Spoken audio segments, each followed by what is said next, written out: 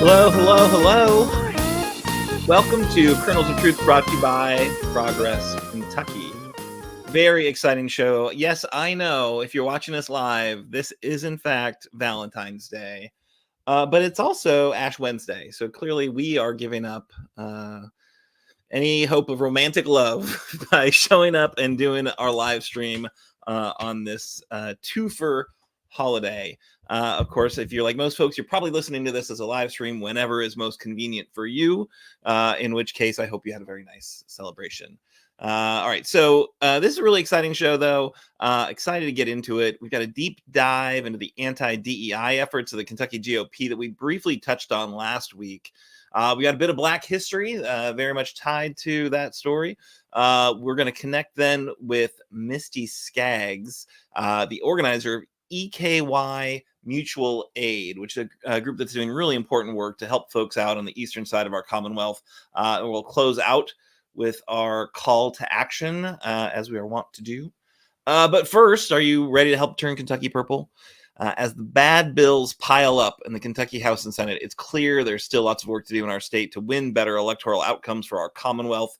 We hope you'll support Progress Kentucky in our efforts to do just that. Make a contribution right now via our secure online website. Act Blue to help turn Kentucky purple. Act Blue is, of course, the website, secure website. $5, $50, $500, it all adds up. And hey, you can make the contribution reoccurring and monthly if you like. I did want to just point out, so we're an all volunteer group, which is which I think is cool. We're doing this for our passion for a better Kentucky, right? We're not doing it because we're getting big paychecks, but that doesn't mean that we don't have some needs, right? So we do this work. We think it's a decent show. Sometimes it's a great show. Sometimes it's just a show, but we think it's a really important thing to do to help create, more awareness of the progressive action that's happening in our Kentucky. If you agree, if you're one of the folks who listen weekly, who tune in live, you should help us do that work, right? So I'll be honest, there's not as many folks listening as I would like. And we can do a lot more to juice algorithms and kind of the pay to play digital advertising to get our work in front of more eyeballs and ear holes with a little bit of resources. So if you're one of those people who think this is a worthwhile endeavor, you should sign up. Give us $5 a month. We'll use that every month to help push out the show and share the work that we're doing and that you are supporting. So $5, $50, $500, it all adds up, and it all adds up to a better Kentucky, I think, if we do this well. So that's enough of my haranguing you. Sorry, there will be no tote bags if you do sign up and support us, but really excited to check in with my co-host this evening. Let me know who you are, where you are, and what are you protesting today? So, and if you're protesting something, you should let us know what that is. So put it in the chat. So I'm Aaron. I'm coming to you from, of course, Lexington, a ball home community entitled Childsburg there in Lexington. And my protest sign today is that kids' rights to live are more important than your right to a assault rifle. So I'm gonna tighten that up. I think for tomorrow, I'm gonna actually be in the legislature with our friends from Moms Demand Action, meeting with some of our lawmakers, trying to get that message across, and really excited to do that. So that's me. Let's check in with Doug. Doug, you there? Yes, I'm here. Awesome. My name's Doug Price. I live in Harrison County, Kentucky. And I don't have a protest sign today. I'm going to talk a little bit about the clothes I'm wearing. I've got the Kernels of Truth. I've got a Together Frankfurt t-shirt on, and I've also got a Molly Jean Crane for State Senate on my shirt. And to follow up on what Aaron said, I also am going to be in Frankfurt tomorrow with Moms Demand Action. And I'll be meeting with my state senator who is running, or who Molly Jean Crane is running against.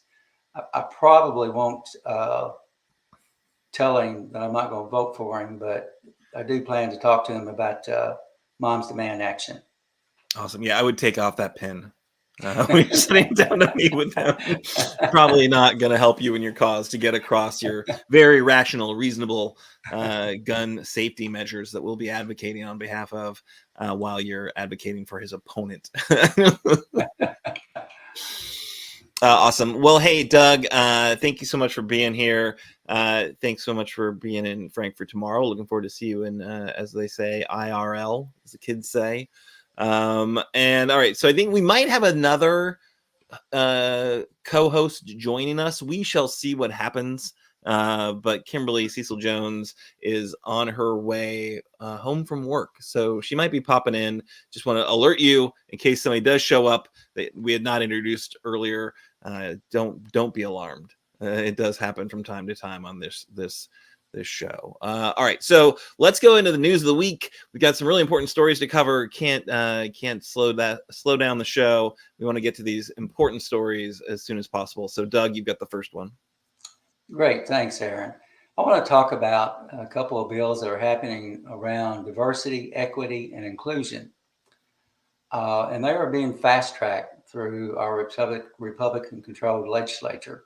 As a matter of fact, the Senate voted on their bill, and Senate Bill 6, and they've already passed it, and it'll go to the House now.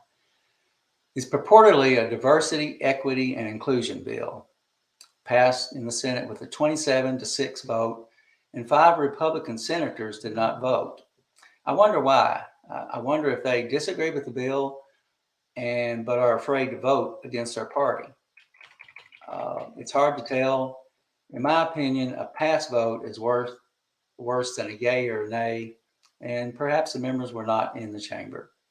There's a similar bill in the House, HB 9, that will probably be passed. Then a committee will be formed to work out details, then to the governor's desk, where the bill will be vetoed. I haven't talked to Andy about it, but I know Andy enough to know that he will veto this bill.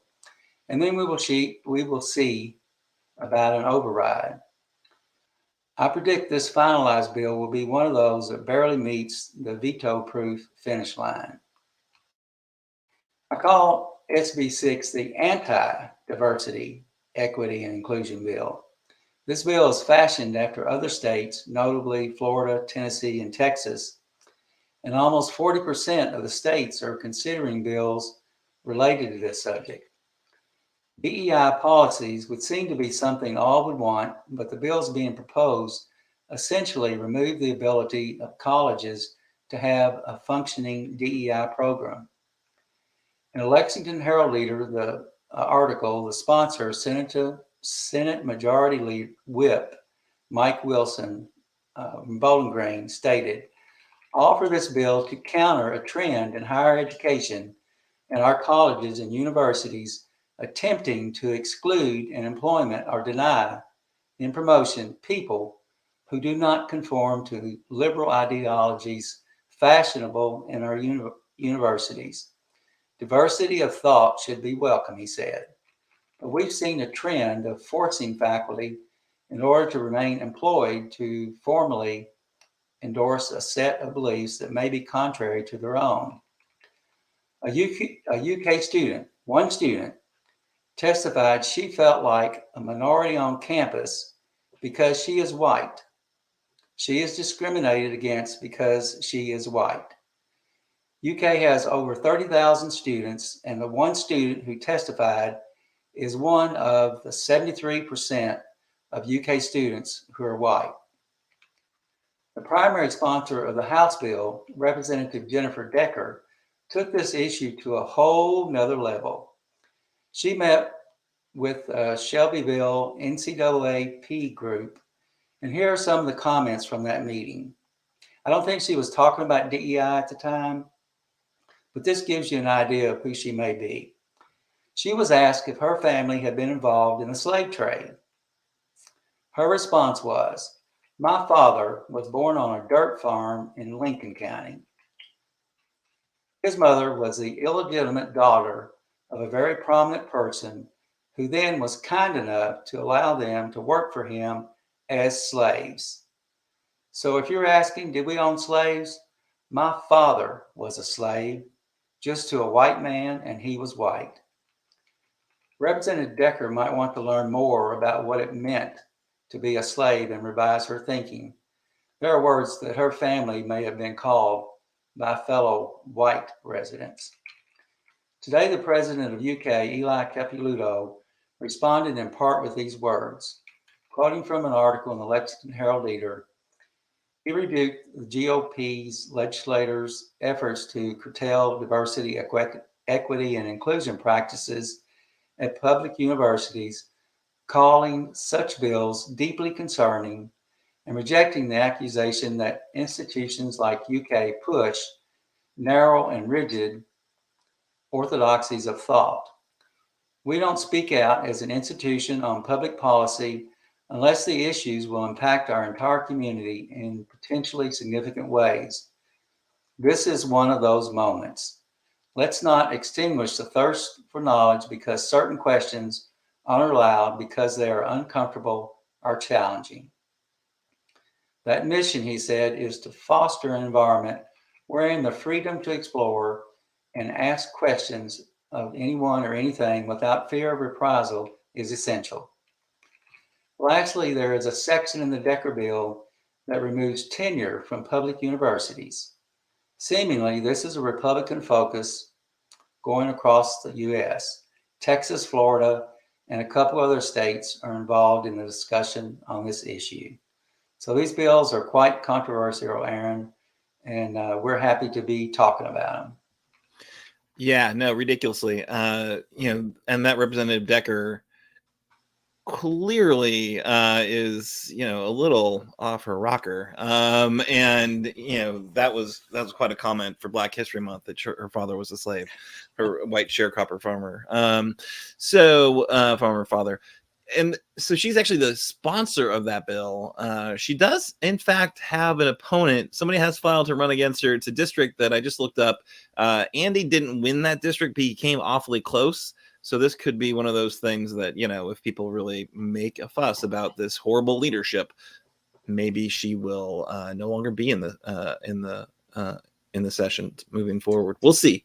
But I don't know anything about her opponent, but I know that somebody filed against her. Maybe we should find out who the opponent is and give him a hint about something that he might be able to use. Or her, him or her. I'm sure they've caught wind of this. But yeah, for sure. All right, so I'm going to move on to story number 2. This is, I think, and just to touch on this, and I mentioned we discussed these DEI bills last week. If you missed last week's show, you should go and listen, because our guest was Dr. Brian Clardy, who is an associate professor of history at Murray State. And so he, I think, had a really wonderful perspective on how, DEI really enriches the college experience, and his as an educator, I think he has kind of firsthand experience that's really important. So go back and listen to it if you missed it. Also wanted to flag that Dr. Clardy actually is going to be an ongoing occasional co-host. So he's going to come back not as a guest, but as a co-host. As I said before, he's somebody who I see as a triple threat, because he brings his kind of history lens. He's also very political and is engaged in the kind of the political scene there on the other side of the state, and then also very much kind of driven by his faith, and in fact has, I think, preaches occasionally as well. So he's a really interesting character. Excited to have him join us once a month, I think, is what we're going to try to do. Maybe the first Wednesday of the month. So look out for that. Mostly just looking to give Doug a little time off before Doug's Valentine comes and hunts me down.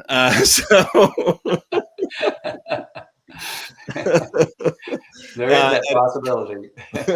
At any rate, let's do this story, because it really is an important one. And so this was also during last week when I had our interview with Dr. Clardy. We wondered what had transpired at the Capitol to mark Black History Month, and whether the GOP took part.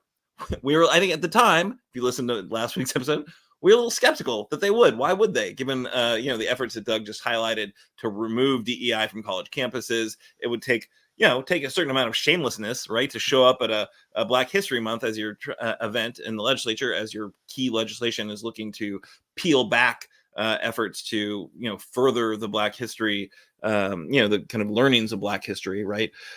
So I did a little digging and found, yes, indeed, the Kentucky GOP took part in a Black History Month event in Frankfort. So that was it looks like a great event. Governor Beshear was there. Senator Neal was there. All the Black leaders from the Capitol were there, and just generally the both parties, I guess, were in attendance. But Governor Beshear took advantage of his time to really oppose these efforts to peel back DEI initiatives and talk about the importance of those programs. But Senator Majority Floor Leader Damon Thayer, House Speaker Pro Tem David Meade. David Meade's one of the Republican co-sponsors of the anti-DEI bill, House Bill 9.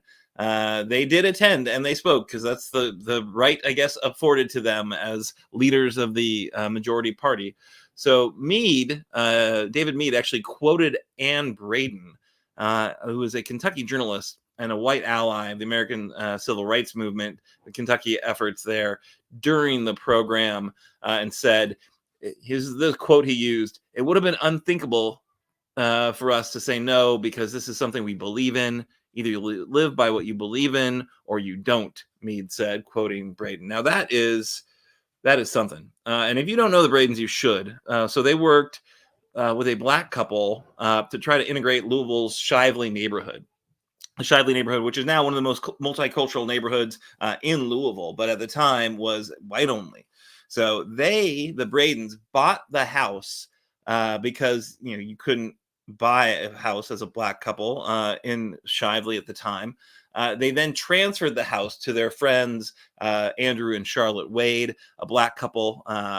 And then, the neighbors went nuts. White folks went nuts after a terrorist campaign, which included gunshots, a cross being burnt in the yard, bricks through the windows. The house was ultimately dynamited. The explosion squarely under the Wade's infant daughter's room. Thankfully, the house was unoccupied at the time. No one was ever charged in response to the terrorist attacks. But Ann and Carl Braden and the 5 other white people who were kind of allies in this effort to integrate the neighborhood, they were charged with sedition. They were accused of hatching a communist plot to buy the home, to blow it up, and then touch off a race war and overthrow the Commonwealth of Kentucky. That's what they were accused of. And Carl Braden was in fact convicted and spent 8 months in jail until a Supreme Court ruling from a similar case in Pittsburgh overturned that conviction. But the authorities in Kentucky never charged any of the white folks who were burning the crosses or throwing the bricks or blew up the home, but they did charge the white allies for that. So yeah, tell me more, David Meade. Tell me more, Damon Thayer, about how there's no such thing as white privilege, and we should get rid of DEI programs in our people who just want to teach that history, right? Like it's just so infuriating, so shameless of those two guys to show up and promote this legislation, be aware of the history, and like just put on the blinders and ignore it. So that I don't know if that was something that, Doug, if you were familiar at all with that story, or if this is something that, because I had never heard of that at all. I of course didn't grow up in Kentucky, but yeah, I was shocked to hear about that horrible piece of Black history. Yeah, I didn't know anything about that history. I can speak from my history. I grew up in Kentucky, and I remember we had a county or a city bus system that ran from my town in Arlington to Madisonville, and Blacks were required to ride in the back of the bus. And this is not that long ago. That I'm talking about, probably 1960, 61 in the neighborhood. we had water fountains. We had black, we had colored, and we had white. And just thinking back to that and tying that in with what you were talking about with the Bradens, and then I spent a lot of time watching legislative hearings and the pontificating that goes on, talking about the DEI issues and how horrible it is for white folks, essentially. It's heartbreaking, and it's hard to watch. Yeah, and Doug, you are firsthand recalling segregation is what you are remembering from your life, which Nate put the note there in the chat. So yeah, and you're old. Let's be honest, but you're not like you're not younger than you're not older than very many of these legislators, right? A bunch of these legislators are probably older than you are. So they all know it existed. They all remember it. Like maybe they don't remember it. Maybe their memories are a little, soft. But they experienced it as well. And it's very appalling, right? The shamelessness with which they are approaching this issue, which again, it's just for political favor, right? They're just like looking to fire people up. And they're not going to be able to, fire people up about immigration very well in Kentucky because, a bunch of our ag interests really need Right. Immigrants to keep making money, whether it's the horse farms or or corn or what have you. And so it's way better to use some other boogeyman, right? And I guess there's not enough of a legitimate communist threat that they can whip up any legislation to take that away. But I'm sure as they talk about DEI, they're probably talking about communist, socialist professors looking to indoctrinate your poor white student. Yeah, it's just yikes. Just yikes. Anyway, so we got one more story I wanted to touch on, and then we're going to turn to our guest. So very, very excited again to get to Misty Skaggs in just a moment. But one kind of final story that I thought we had to note, because Doug has done an amazing job of kind of the deep dives into so many of these horrible bills that are being introduced by the Kentucky GOP, really. But I wanted to note that one GOP state senator must be a fan of the show. If you recall, again last week we touched on the kind of fiscal cliff that is facing childcare in Kentucky, with literally huge percentages of childcare programs going to be faced with closure because the pandemic money is running out. The thing that kind of shored up our childcare system, which is fundamentally broken, right? The cost of childcare is more than people can pay, and if you want to actually have good workers, you need to pay them more, which means the cost is something that's kind of not achievable for a lot of folks. It really just goes to show how crappy our minimum wage is and how we need to be doing a lot more for people. But I think this is really a problem, and the Kentucky Center for Economic Policy has done a great analysis of just how problematic the current situation is and how much of a threat it is to our Kentucky's economy, because without childcare, things all fall apart, really. So Senator Danny Carroll has in fact kind of broken with his Republican partners and kind of showing very clearly he listened to our show. I think only way to understand and describe or explain what happened there is that he heard the very impassioned plea for more resources to go to childcare, and then he introduced a bill to do something about it. Right. So this is Senate Bill 203.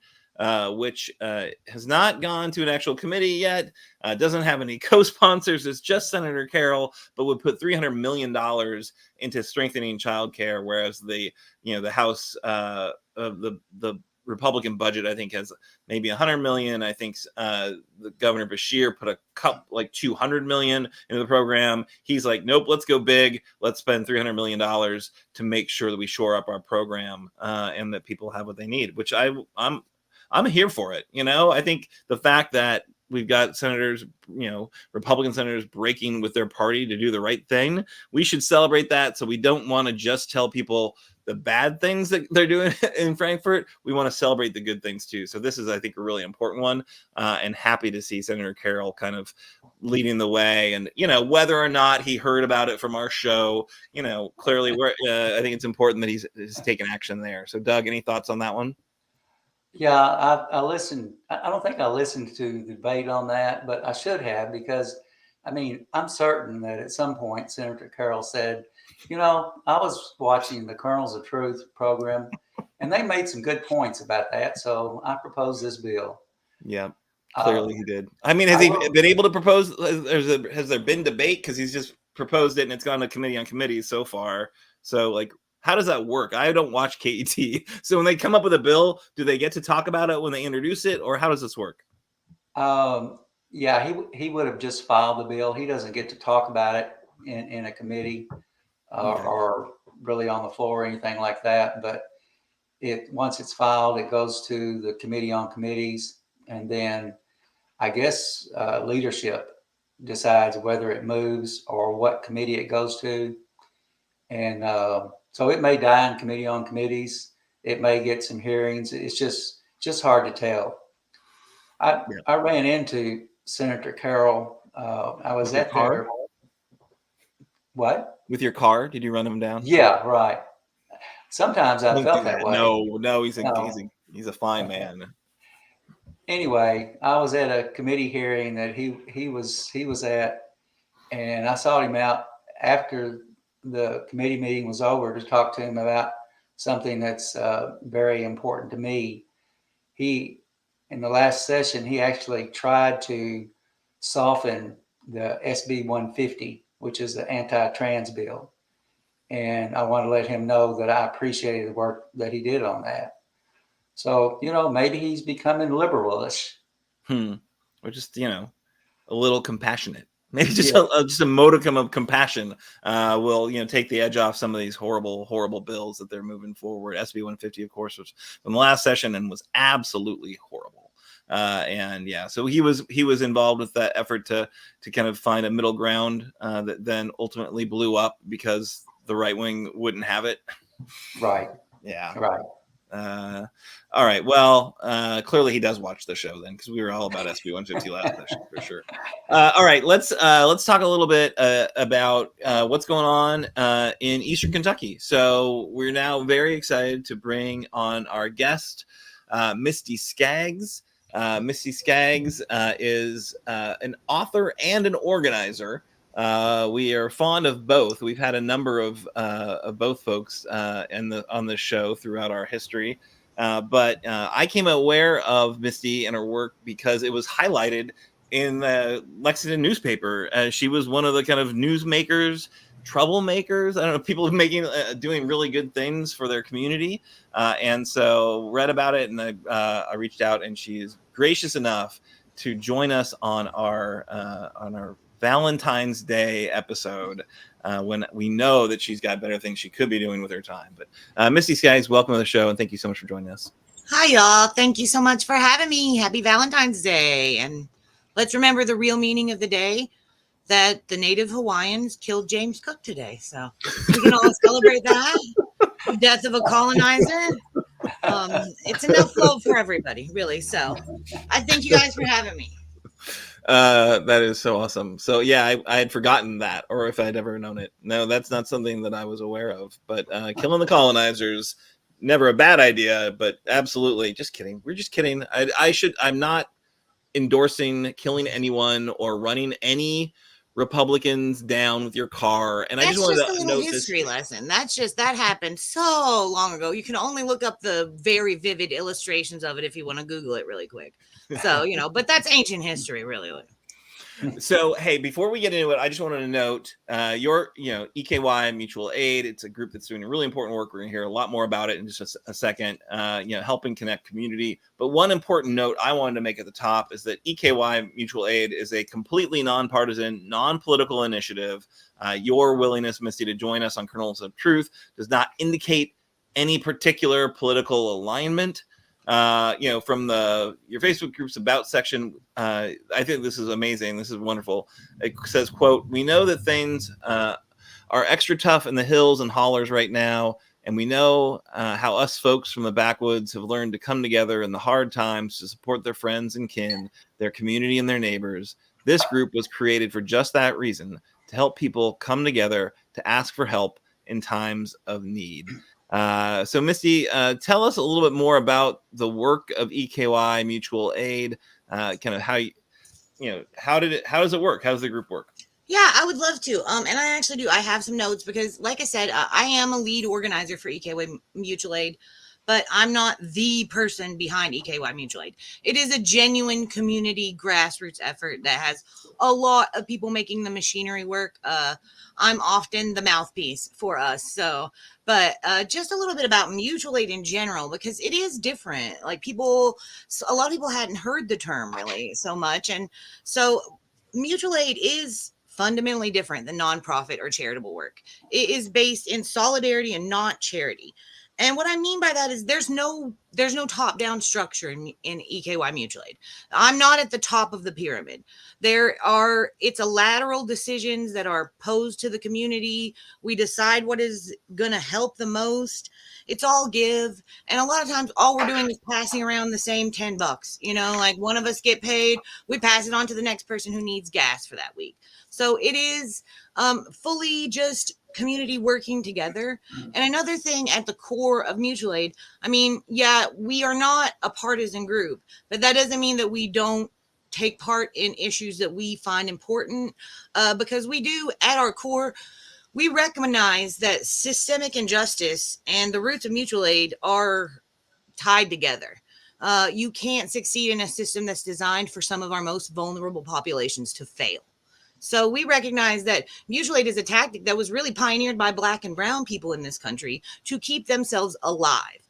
And Appalachians just happen to be really good at keeping each other alive. Guess what? We're also an exploited people. And so mutual aid just kind of came naturally to us. It has really exploded in this region. Like, I'm super proud of what we've accomplished. But just to tell you a little about how we started in our roots, we started out of the pandemic. There was a group of artists and gig workers and a lot of us who were like, we're all out of work. What are we going to do to try to get through, and how can we help each other? The idea of mutual aid came up. So we raised $10,000 and we distributed that $10,000 directly. No questions asked, no judgment passed. All you had to do was fill out the form. And if you needed the money, you got $250. We gave it out $250 at a time till it was gone.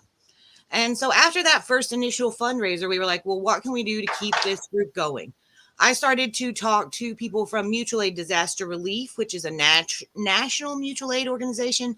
They were wonderful. One of their high up members in their committees and councils also happens to be a Kentuckian. So we immediately clicked, and they started to send us things like masks and sanitizer. We also partnered at the beginning. We wanted to deal with pandemic issues. A lot of our roots were just, how can we help people stay healthy? So we gave out tons of masks and that were homemade. We had little old ladies, and my mother made like 170 masks that we gave out. Mutual Aid Disaster Relief sent us these huge jugs of hand sanitizer, like gallon jugs. And what we would do is, recycling wasn't being picked up at the time. So we had everybody bring their recyclable bottles to us. We refilled these recyclable community sourced bottles, and then we gave them out to everybody that needed hand sanitizer. And we thought, okay, how can we keep this going? I said, well, I'll just start a little Facebook group.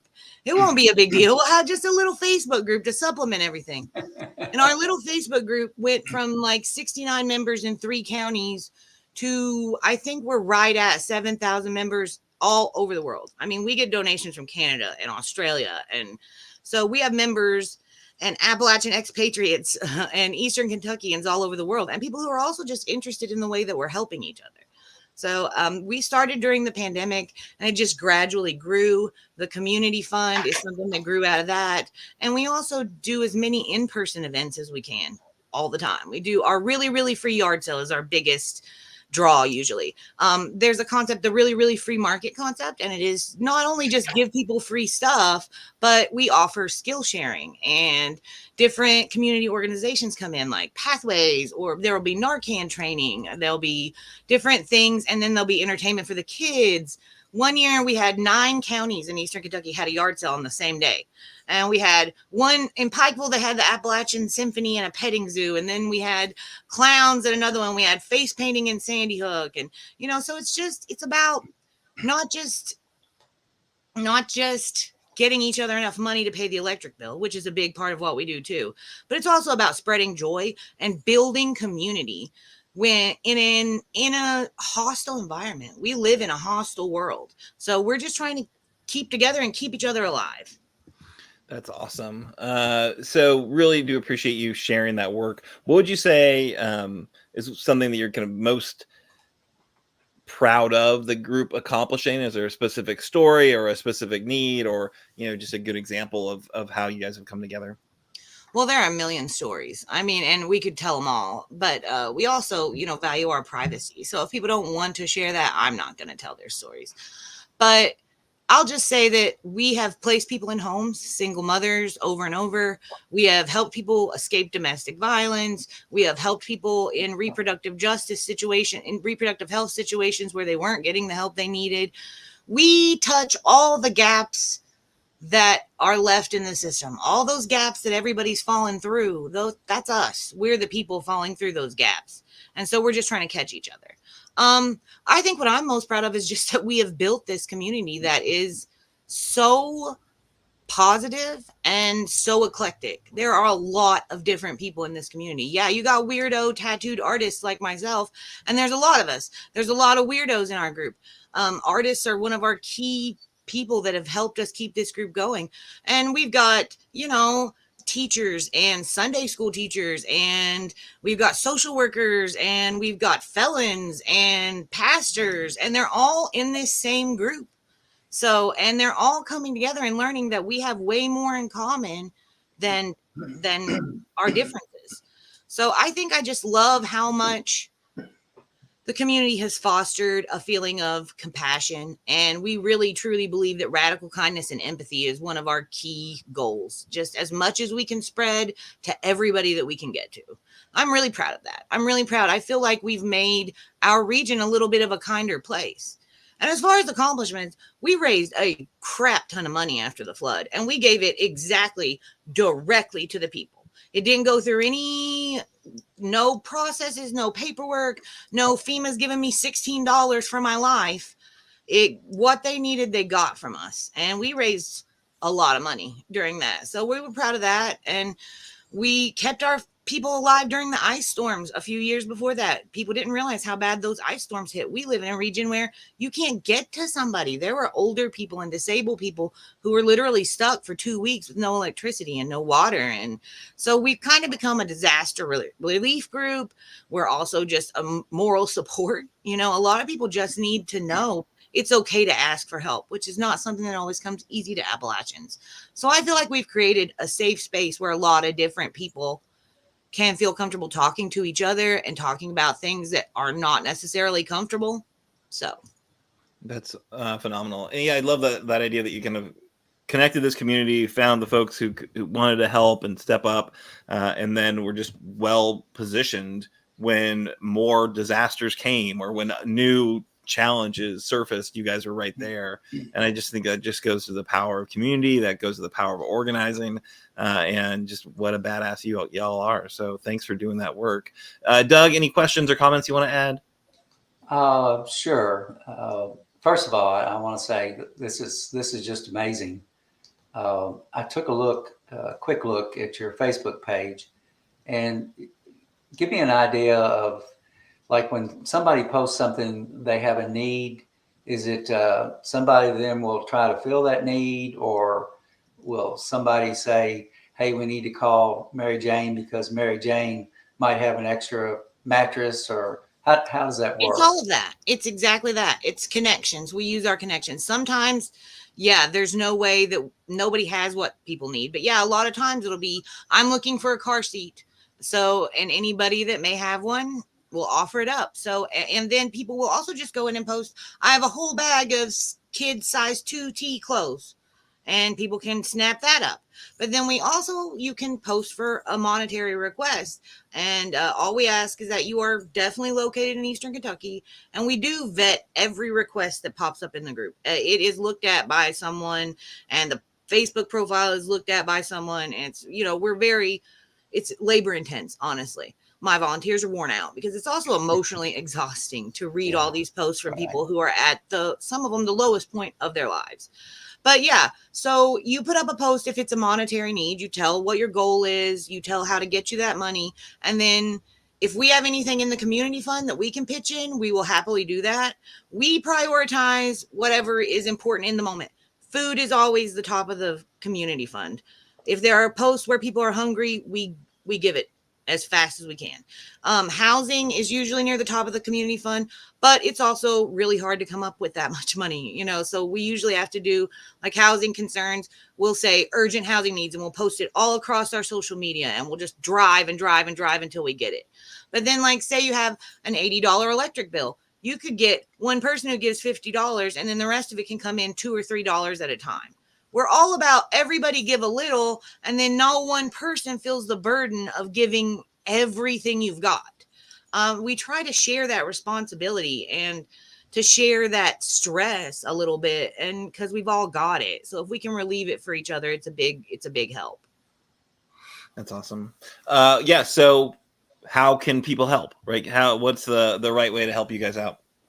Well, anyway, honestly, like I keep mentioning the community fund, and honestly, we live in a capitalist hellscape. So yeah, we need money. If anybody wants to help us with a donation, right there it is. You can donate directly through PayPal or Venmo. You can donate through Cash App. We also have a Patreon page. It hasn't been updated a lot recently, so I don't like to pitch that one too hard. But like I said, anything that comes into the community fund, we decide what is the priority. We as in the community. So food, you'll be feeding people, and most likely you'll be paying electric bills or buying kerosene or propane so that people can stay warm in the weather that's coming up next week. So we prioritize things that are necessities from the community fund. You can always donate to the community fund, but we also need bodies, y'all. We need able bodies who will get out and help us. And everybody's skills are valuable. Again, I'm talking a lot about money, but we would love to have a lawyer who would like to come in and talk a little bit about how to deal with custody cases or things that you may not be able to get help with through legal aid. And we'd love to have a carpenter come in and show people how to build ramps in case you have a disabled parent that you can't help. We want your skills. We want couponers. We want all of that. We want artists, and we want your time, and we want you to care, really, is what we want the most. So, but that's the biggest way to help us. We've got a couple events coming up. We've got a really, really free yard sale is going to be coming up in Sandy Hook on April 13th. That's Sandy Hook, Kentucky. And that night, we're going to be having our first ever mutual aid mixer. We've got 2 punk rock bands from here in Eastern Kentucky, and we're going to have them at a local venue. So it's going to be a great event. If anybody wants to help us with donations with food, we want to be able to feed our community that day. And so if people want to donate, we'll buy a bunch of pizzas, and we always buy from local restaurants, locally owned places. So even when you donate money, we try to keep it within the community as much as we possibly can. So you can always help out with donations. We need food. We need paper plates, things like that, just things that would help with the catering stuff. But you can always get in touch with me. And if you want to volunteer any of your special skills, we are happy to have you. And yeah, like I said, we're taking donations. Shoes go fast. Toys go fast. We never have anything left over at these events. I mean, the community comes out in force and everything's gone by the end of the day. So that just tells you how much of a need it really is. All right. So Sandy Hook, the really free yard sale is coming up. And that's one way to support. But obviously, as we heard, we're in a capital hellscape, folks. So cash works for sure. All right. So that's awesome. Really do appreciate everything you shared with us and the work you're doing there, Misty. Any final thoughts you want to leave the audience with before we move on to close out the show? Just thank you so much again for having me. And you guys, please just check out our community and feel free to get involved. You don't have to be from Eastern Kentucky. You can be one of these Appalachian expatriates. Like I said, like a friend of mine that I met at Berea College, where I went to school for a while, sends comic books for every yard sale. She goes to the comic book store in Seattle where she lives and sends $100 worth of comic books every time we have a yard sale. So kids have some fun things to get and pick through. So yeah, just be kind and do it in surprising ways. A little bit of kindness can go a long way. Just know your neighbors a little bit. The more we get to know each other, the more power we have in community. So yeah, just care, just give a damn is what we ask. Yeah, that's awesome. So thanks for bringing the love to our Valentine's Day show for Thank sure. you for That having is me. love. That is for sure. All right. Great to chat with Misty. Great to meet her and hear about the fantastic group that she's working with. All right. So we're going to do our call to action. We're going to do a little bit of an audible because it just realized how important it is that we weigh in on this, the kind of DEI bills that are happening right now. I think we could make some phone calls, people. So tomorrow, if you're not going to be joining me and Doug in Frankfurt, make a phone call through the comment line. Let them know that you are opposed to the House version, right? So the Senate version has already passed. So House Bill 9, I think, is the one that we need to keep our sights on. Oppose the anti-DEI bill, House Bill 9. Call your representative, urge them to oppose that bill. And you just heard about, earlier in the show about why it's really important that we block that stuff. So 1-800-372-7181. As we say every time we bring that phone number up, these are the nicest humans in the world. It is not scary. If you've never made a phone call to the Capitol, you can do it. They're going to hold your hand. They're going to make sure that you get the information that they get the information they need to get it to your lawmaker. And that's, I think, a really important step to take because these, there's momentum. The Senate has passed it. We got to stop it in the House, and I think it's a really important opportunity to make a phone call. Doug, you gonna make a phone call? Well, tomorrow you're busy. You're gonna be actually in the legislature talking to lawmakers. But will you make a phone call on that bill? Yes, I most certainly will, and I'll be talking to. I think I'm lined up to speak to 3 different legislators, and plan to be there when they have the event in the rotunda and the speakers and all that. And also, I'm going to have a T-shirt, so I will have my T-shirt on, provided that it's there for me as I ordered it. I hope that it shows up because I know that Doug likes to wear the T-shirts, likes to show the T-shirts on the show. So if they're picking between me and you of who gets the last shirt, you should definitely get it, Doug, because you are going to proudly wear it on this show moving forward. Whereas sometimes I forget to wear my protest shirts. But at any rate, so Doug, hey, thanks so much for joining us this week and for being such a solid and dependable co-host. Appreciate that very much. I always enjoy it. Doug needs an EKY Mutual Aid shirt. Do those exist, Misty? If they do, you should send him one. He'll wear it. He will keep your message alive. All right, Doug, you want to close us out? Sure. Progress Kentucky is a nonprofit organization registered with the Kentucky Secretary of State and organized as a 501c4. We are affiliated with the Indivisible Project, the Commonwealth Alliance for Voter Engagement, commonly referred to as CAVE. We're also proud members of the Forward Kentucky Network. Progress Kentucky's goal is to educate, organize, and increase voter turnout and advance a progressive agenda through civic engagement. Next week, we'll be joined by another wonderful guest, Senator Reggie Thomas. On one of the times he's been on the show, he was doing his grocery shopping, walking through Kroger, I think, giving us information. So we always enjoy Reggie. Production of episode 149 was by Nate Orshan.